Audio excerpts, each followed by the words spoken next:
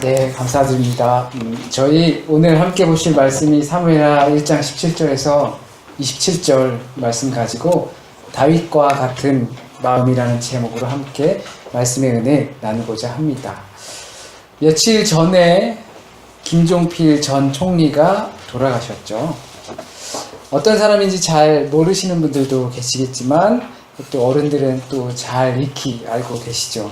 5.16 군사정변을 일으켰고 가장 최근에는 돌아가신 고 김대중 대통령의 함께 연정을 하여서 첫 민주정부를 열었던 그리고 첫 총리 역할을 했던 매우 놀라운 분이기도 합니다. 그래서인지 신문이나 이런 데서 보면 영원한 2인자다라는 별칭이 따라다닙니다. 저희 어릴 때는 그 삼김이라는 이야기를 어른들로부터 많이 들었습니다. 그래서 하다못해 10원짜리의 다보탑이 있는데 거기도 양김이 있다라고 하면서 그 어떤 다보탑 옆에 세워져 있는 거를 김자로 해석하기도 하였습니다. 이제 그분이 돌아가셔서 이제 삼김의 시대는 정말로 이제 영향력이 있던 없던 완전히 시대의 막을 내렸다라고 이야기를 합니다. 그런데 세간의 이야기, 도는 이야기는 문재인 대통령이 조문을 가지 않았다라고 해서 그것이 기사화되고 있습니다. 그것을 이제 문제 삼는 거죠. 대통령이 돼서 왜 그래도 역대 어떠한 역할을 했던 사람인데 왜 조문을 하지 않았는가라는 것을 문제 삼는 것이죠. 역대적으로 볼 때 민주정부에 있었던 인사들 중에서 뭐 당대표를 하거나 뭐 대통령을 하거나 이랬던 분들이 이승만 대통령의 묘지나 박정희 대통령의 묘지 이런 곳을 참배하거나 조문하지 않았습니다. 물론 참배하고 하는 것이 어떤 의미가 있을 겁니다. 그 정신을 기리고 아니면 높이 사고 그리고 뭐 이러한 마음들로 참배하는 것이겠죠. 하지만 통례적인 것이 될 수도 있는 것입니다. 그냥 어른이니까 아니면 또 방문하거나 이렇게 할 수도 있는 겁니다. 다르게 보면 아무리 미웠던 사람이라 하더라도 돌아가신다면 일반적으로 조문을 가게 되어 있지요. 친척끼리 사이가 아무리 안 좋았어도 돌아가셨다라는 소식을 들으면 대부분 조문 가서 그 방문을 해주고 가족들을 위로해주기도 합니다. 그만큼 죽음이라는 것은 그동안의 악연도 끊는 것이 아닌가 생각합니다. 또한 마지막 자리인 만큼 그 자리에서라도 얼굴 보고 내가 인간인지라 용서는 못한다 하더라도 그 자리에서만큼은 용서를 하는 것이 아닌가. 그리고 새로운 미래를 열어가자라고 시작하는 것이 아닌가 생각을 합니다. 오늘 본문에는 다윗이 온 유다 땅에서 부르게 한 조가가 나옵니다. 본문에서 읽어서 아시겠지만 사울 임금과 그의 아들이자 다윗의 둘도 없는 친구인 요나단이 죽었다라는 소식을 듣고 슬퍼하는 것입니다.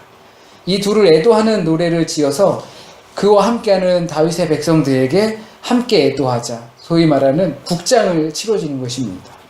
한나라의 왕이었고 또 왕자였습니다. 자신의 주군이었고 또 사랑하는 아름다운 벗이었습니다.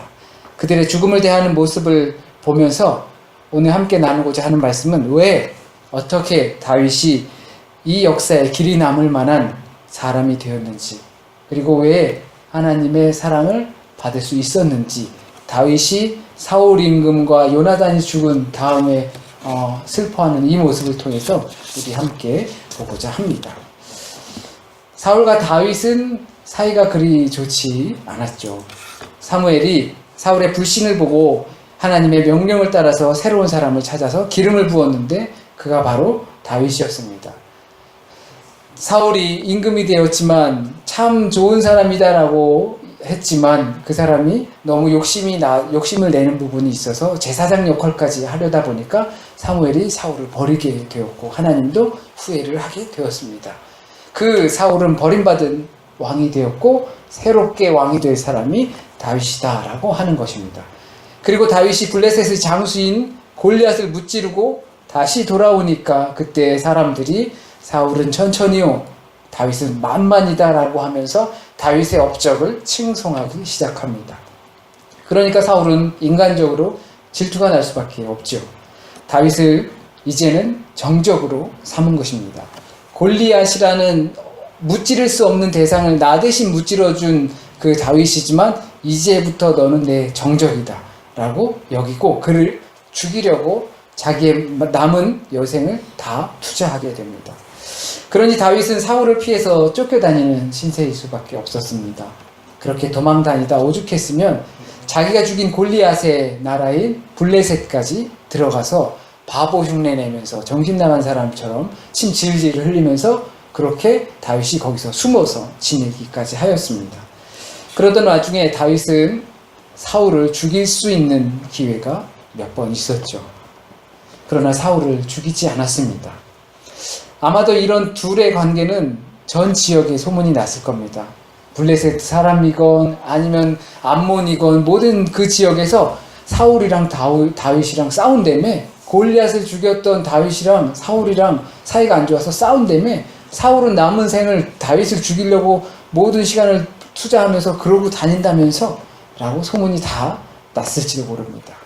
그래서 사울이 죽는 모습을 보고 다윗에게 자기가 사울을 죽였습니다 라고 우리 본문 1장 우리가 본문 전에 보면 아말렉 청년이 내가 사울을 죽였습니다 라고 다윗에게 와서 이를 거짓말 같은 그런 말을 하게 되죠. 왜 그랬을까요? 칭찬받을 거라고 생각한 거죠. 다윗이랑 사울이랑 사이가 그렇게 안 좋대. 소문 다 났으니까 사울이 죽는 걸 보고서 내가 가서 죽였다라고 하면 상을 받겠지라는 마음이 있었던 것이죠. 그러나 다윗은 슬퍼하면서 그 청년을 처벌하고 오늘 본문과 같은 애가를 부르게 됩니다. 그는 자신의 손에 사울의 피를 묻히지 않고도 왕위에 오를 수 있는 기회를 찾아온 것입니다. 한때는 자기를 죽이려고 했던 사람이고 다윗도 역시 죽이고 싶은 마음이 있었지만 그것을 기뻐하기보다는 오히려 사울과 요나단의 죽음을 진심으로 슬퍼했습니다. 이제 자신의 시대가 왔다. 기뻐할 수 있는 위치입니다. 사울 왕이 죽었고 그 뒤를 이을 수 있는 요나단까지 죽었고 비록 내 친구이지만 그렇다면 이제 내 차례 아니겠는가 라고 기뻐할 수도 있을지 모르겠습니다. 하지만 다윗은 그렇지 않았습니다. 슬퍼하면서 자기만 슬퍼하는 것이 아니라 온 백성이 같이 그를 위해 슬퍼하자 하였습니다. 왜냐하면 비록 사울이 자신을 죽이려고 했어도 사무엘이 사울을 버렸어도 명색이 사울은 하나님의 기름 부음을 받은 거룩히 구별된 하나님의 일꾼이기 때문입니다. 아무리 버림받은 사람이라도 하나님의 일꾼이기 때문입니다. 사회적 물의를 일으키는 목사들 있죠. 신분지상을 도배하기도 하고 또는 신부들도 있습니다. 또는 장로들도 있습니다. 또는 스님들도 있습니다. 그러니까 무조건 용서하자 그러는 것 아닙니다. 이 사람들은 물론 인간적인 흠이 있지만 하나님의 거룩히 구별된 사람이다. 또는 나름 노력하는 사람이다 라고 그러니까 우리 용서하자라는 것은 아닙니다. 그렇다면 다윗이 그 버림받은 하나님의 일꾼을 왜 어떻게 대했는가를 보자는 겁니다. 다윗의 마음은 하나님의 거룩히 구별된 일꾼이기 때문에 그를 존중하는 마음이 있었습니다. 꼭 이런 정적의 관계가 아니어도 그렇게 심각한 상황이 아니어도 나를 반대하는 사람들을 우리는 만날 수 있습니다. 또는 사사건건 시비 거는 사람들을 만날 수도 있습니다. 만나기가 껄끄러운 사람들이 있을 수도 있습니다. 교회에서든 사회에서든 학교에서든 가정에서든 그런 일들은 분명히 발생할 수 있습니다. 외부적으로는 그것이 골리앗과 같이 보일 것이고 내부적으로는 그것이 바로 다윗과 사울의 관계처럼 보일 것입니다. 그런데 그 장애물들과 문제들이 다윗에게서 사라졌습니다. 골리앗이 없어졌고요. 그리고 사울이 없어졌습니다. 그러나 다윗은 기뻐하지 않고 진심으로 슬퍼했습니다. 어떻게 다윗이 그렇게 할 수 있었을까요?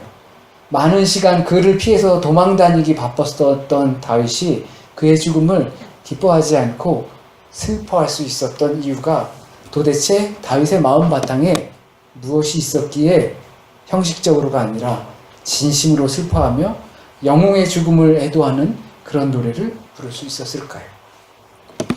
자신도 죽으면 그렇게 될 수도 있겠구나 라는 생각 때문에 어쩌면 다윗은 그랬을지도 모릅니다. 또 종교적 사회이기 때문에 어쨌든 사울은 하나님께서 기름 부음을 일단은 받았던 사람이니까 내가 죽일 수는 없고 또한 죽은 것을 기뻐할 수도 없었다라고 할 수도 있을 것입니다.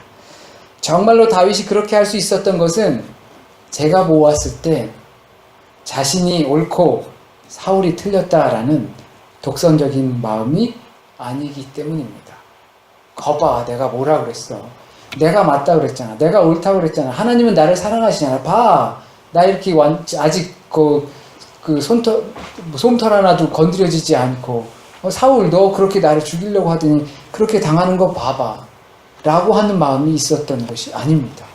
자신은 옳고 사울은 틀렸어. 그래서 나타난 결과야 라고 생각하는 마음이 아니었기 때문에 슬퍼할 수 있었던 겁니다. 거봐, 내가 그럴 줄 알았더니 조심하라 그랬잖아 라고 하는 마음이 없었기 때문에 다윗은 그를 정말 슬퍼할 수 있었던 것입니다. 그렇기 때문에 자신을 끊임없이 죽이려고 했지만 죽이지 않고 죽었다는 소식에도 슬퍼할 수 있었습니다. 이것이 신앙인의 마음이 아닐까 생각합니다. 사랑받는 신앙인은, 그러니까 사람들에게도 사랑받고 하나님에게도 사랑받는 신앙인은 사람들을 대할 때 내가 옳고 또 하나님은 나만 사랑하신다라는 독선적인 마음에서 떠나는 것입니다. 나도 틀리다라는 것입니다. 다윗에게는 하나님의 사람을 존중하는 이와 같은 마음이 있었습니다. 그 사람이 지금 어떤 상황에 처했고 나와 관계가 어떠하다 하더라도 다윗의 믿음으론 하나님의 사람을 제거하거나 또는 사울처럼 전사하였다고 해도 기뻐하는 것이 아니라 슬퍼하며 애도할 줄 아는 그 마음이 있었습니다. 이것은 결국 하나님을 존중하는 마음을 보이는 것입니다. 하나님의 사람을 존중하는 것이 곧 하나님을 존중하는 것입니다. 그것이 하나님의 사랑을 받는 믿음의 사람입니다.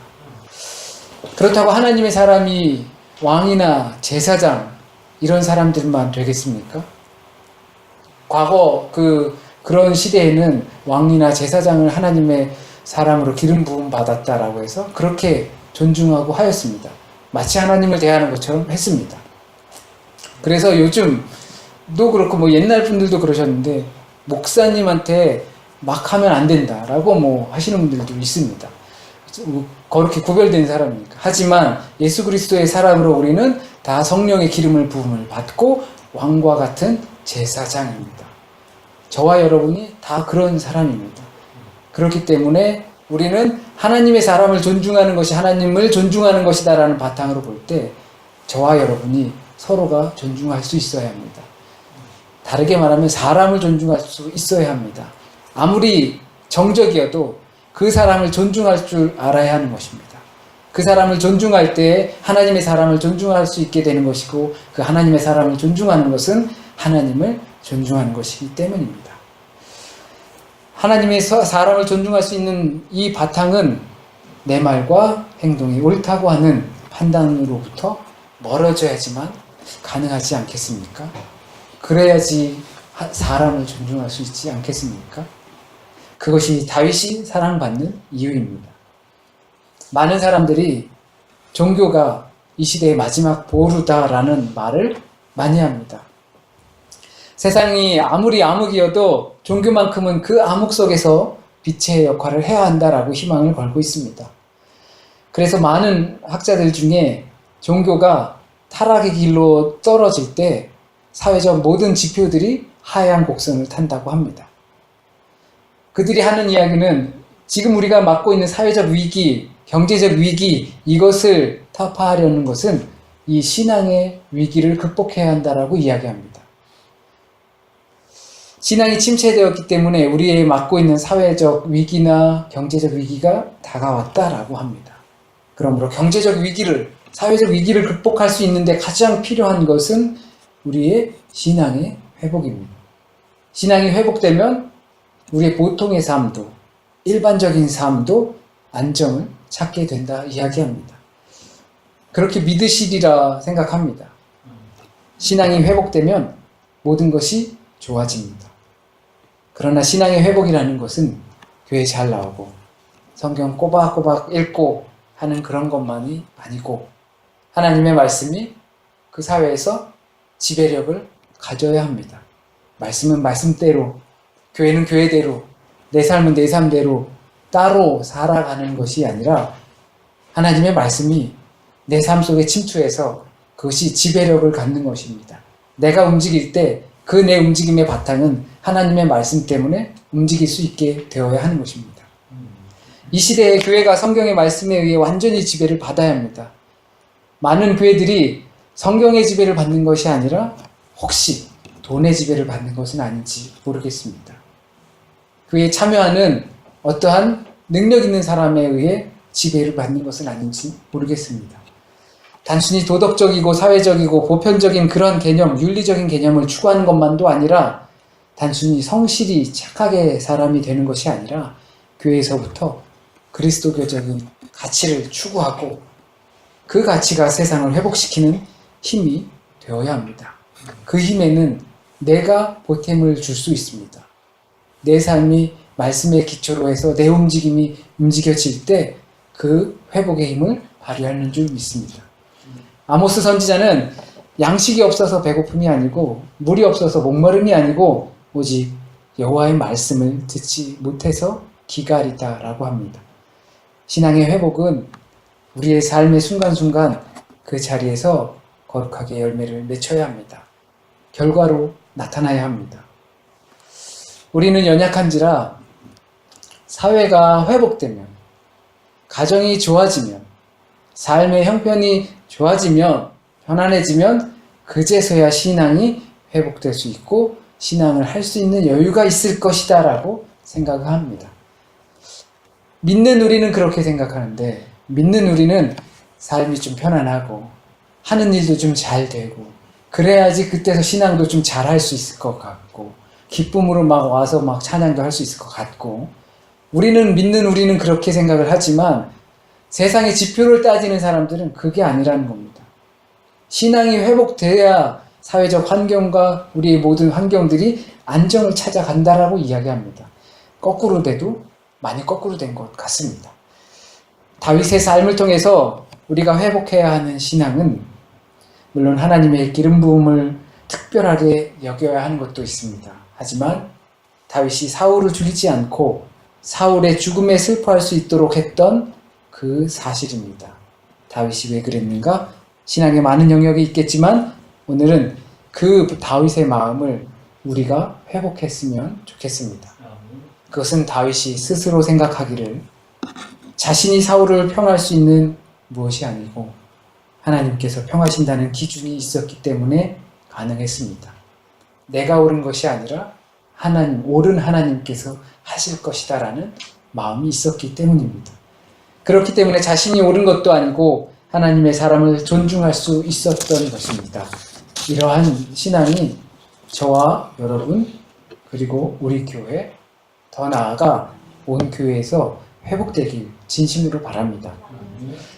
그렇게 사람을 존중할 줄 아는 다윗, 그것이 기름 부음을 받은 사람이건 아니면 그렇지 못한 사람이건 이 사람은 하나님의 거룩한 사람인데 그 사람을 존중할 줄 아는 다윗은 하나님의 영광을 위해 살았습니다.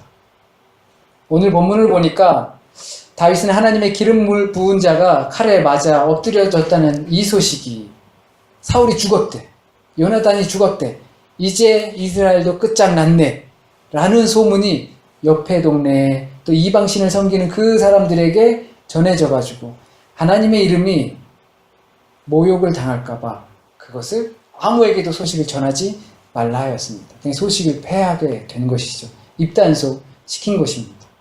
그의 모든 관심은 이렇게 하나님의 영광에 있었습니다. 내가 다음의 왕이 될 수 있다. 그러니까 이제 사람들을 포섭해야지. 왜냐하면 사울의 아들인 이스보셋이 또 있으니까.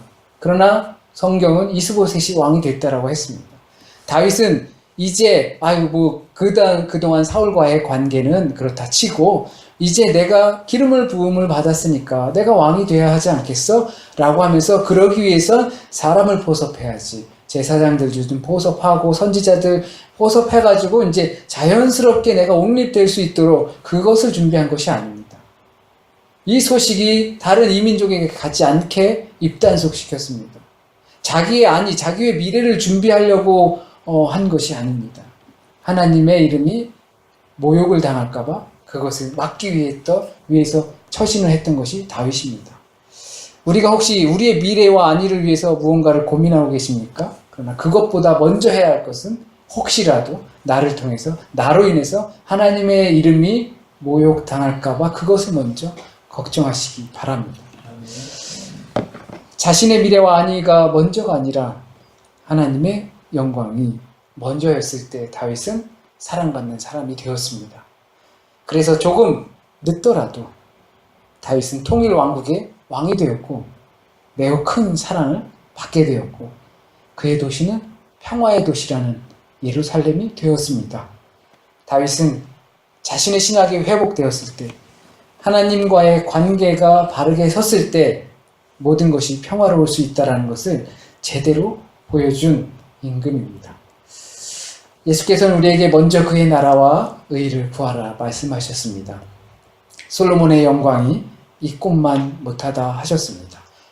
우리가 살아가는 세상은 분명 혼돈의 시대입니다. 정체를 알 수 없는 가치관들이 우리를 위협합니다. 우리의 생각들을 혼란하게 만듭니다. 그렇게 된 것은 정치가 약해서가 아닙니다. 경제가 위기에 빠져서가 아닙니다. 사회 환경이 어지러워져서가 아닙니다. 우리의 혼란한 가치관들이 판을 치기 때문이 아닙니다. 신앙이 쇠퇴했기 때문입니다. 신앙인들이 신앙의 삶을 살지 않기 때문입니다. 우리의 삶의 자리에서부터 확실한 회복이 일어나면 분명 우리의 환경도 회복될 줄 믿습니다.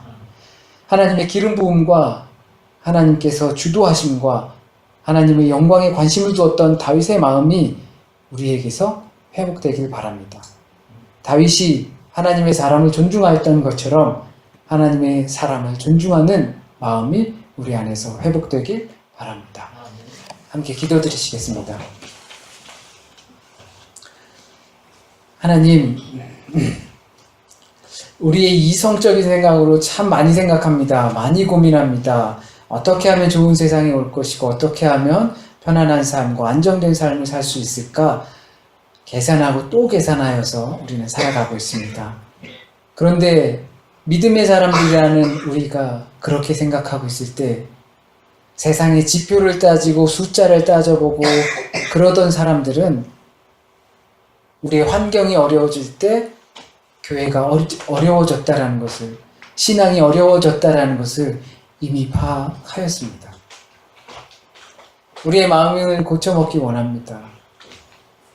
내 삶이 안정돼야 내가 하고 싶은 것들을 잘 정착해졌을 때 그제서 신앙하는 것이 아니라 우리의 신앙이 먼저 회복될 때, 나와 하나님과의 관계가 먼저 잘 정립할 때, 그때 내 주변의 환경과 우리 사회의 환경과 우리의 모든 세계의 환경들이 안정을 찾고 자리를 잡는다는 이 믿음을 우리가 갖게 하여 주세요.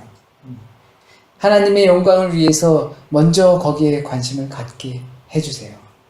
우리의 안위와 미래를 걱정하면서 이것을 어떤 합리적인 방법으로 할 것인가가 아니라 우리의 신앙이 먼저 회복되고 그리고 회복된 신앙을 갖고 있는 우리가 하나님의 영광을 위해서 일할 때 그 후에 우리에게 주어지는 당연한 결과임을 우리가 믿게 하여 주세요.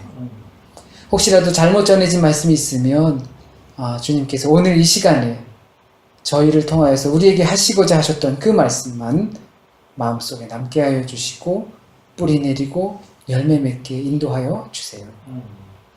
또한 한 주간의 삶도 주님께 맡깁니다. 한 주간도 또 흔들릴지 모릅니다. 좌우를 보며 세상을 보며 사람들을 보며 우리의 마음이 굳건했던 마음이 또 흔들릴지 모릅니다. 그러나 주님, 그 흔들림 가운데서도 바르게 잘 기준 잡아 주님만의 영광을 위해 살아갈 수 있도록 인도하여 주세요. 모든 말씀 우리 주님 예수 그리스도의 이름으로 기도드립니다. 아멘.